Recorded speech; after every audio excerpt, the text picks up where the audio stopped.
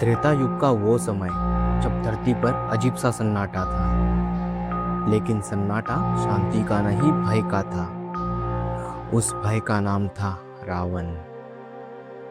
लंकापति रावण विद्वान भी था, शक्तिशाली भी, लेकिन उसको उसकी सबसे बड़ी कमजोरी नहीं पता थी, वो था अहंकार।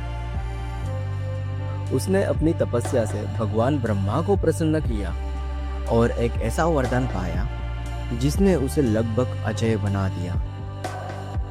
रावण ने भगवान ब्रह्मा से ऐसा वरदान मांगा कि उसे कोई भी देवता या फिर दानव पराजित नहीं कर पाएगा और उसका अंत नहीं कर पाएगा।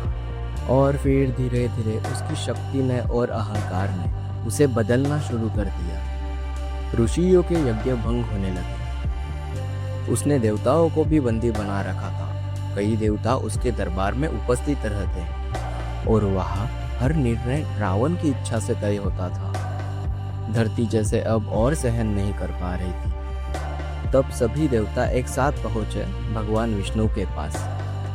उनकी प्रार्थना में डर भी था और उम्मीद भी। भगवान विष्णु ने उनकी बात सुनी और एक निर्णय लिया, एक ऐसा निर्णय जो इतिहास बदलने वाला था।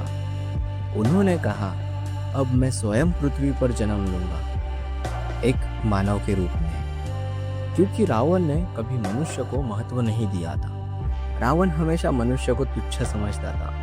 रावण को हमेशा ऐसा ही लगता था कि ये कमजोर से मनुष्य मुझे क्या मारेंगे। इसलिए रावण ने ब्रह्मा जी से ऐसा वरदान मांगा था कि दानव या फिर देवता, इनमें से उसका कोई भी वध नहीं कर पाएगा। और उसी में छुपा था उसका अंत, अयोध्या। सरयू नदी के किनारे बसी एक समृद्ध नगरी, जहाँ राज्य करते थे राजा दशरथ। सब कुछ था उनके पास, बस एक उत्तराधिकारी की कमी थी।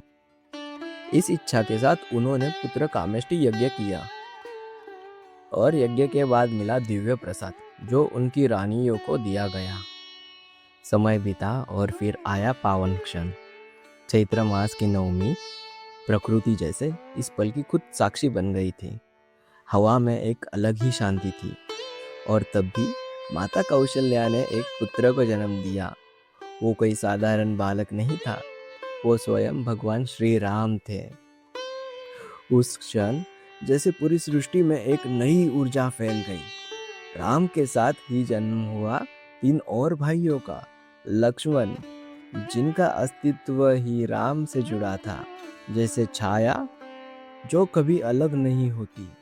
वे स्वयं शेषनाग थे। भरत, जिनके भीतर प्रेम और त्याग का अद्भुत संतुलन था। और सबसे छोटे शत्रुघ्न, जो शांत रहकर भी हर कठिनाई का सामना करने की शक्ति रखते थे। श्री राम का जीवन सिर्फ राजकुमार की कहानी नहीं था, ये उस धर्म की यात्रा थी जो हर परिस्थिति में सही रास्ता चुनता है।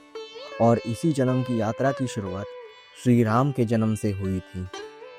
आज भी जब हम रामनवमी मनाते हैं तो ऐसा लगता है जैसे हम उस पावन क्षण को फिर से जी रहे हो, जब इस धरती पर श्री राम ने जन्म लिया था। रामनवमी ये उत्सव विश्वास का उत्सव होता है कि जब भी दुनिया में अन्याय बढ़ेगा, कोई ना कोई राम बनकर जरूर आएगा।